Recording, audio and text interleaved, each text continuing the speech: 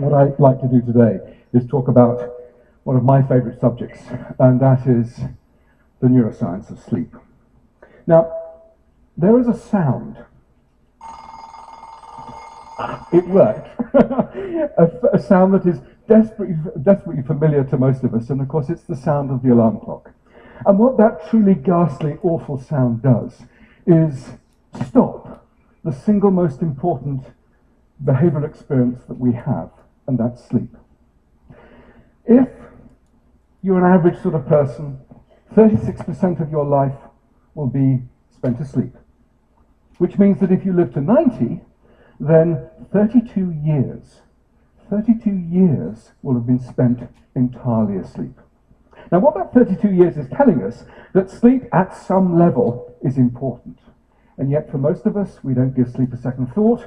We throw it away. We really just don't think about sleep.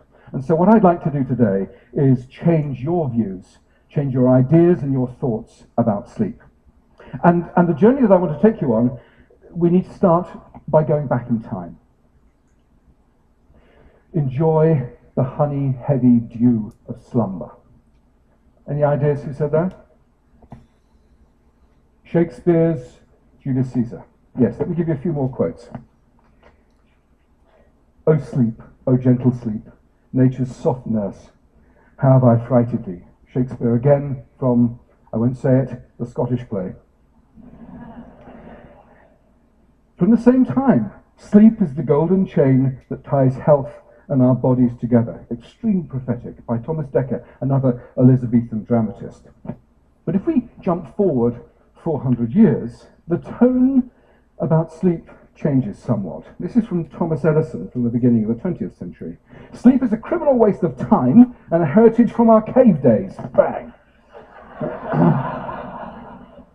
And if we also jump into the 1980s, some of you may remember that Margaret Thatcher was reported to have said, sleep is for wimps. And of course, the infamous, what was his name? The infamous Gordon Gekko from Wall Street said, money never sleeps. What do we do in the 20th century about sleep?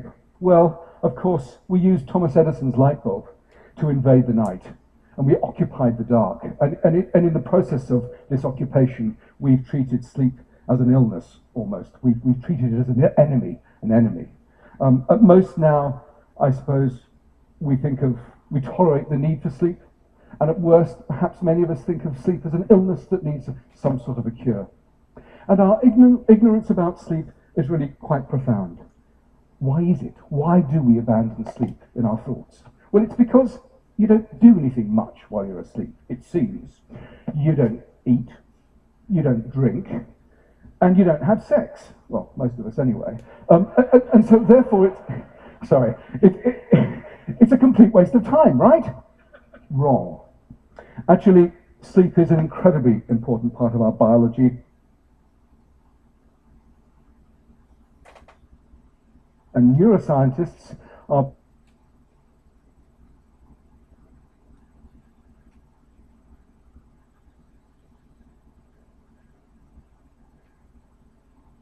beginning to explain why it's so very important. So let's move to the brain. Now, here we have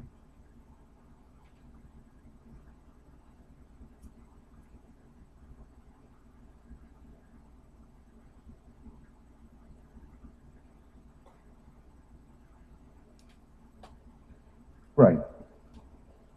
This is donated by a social scientist, and they said they didn't know what it was or indeed how to use it. So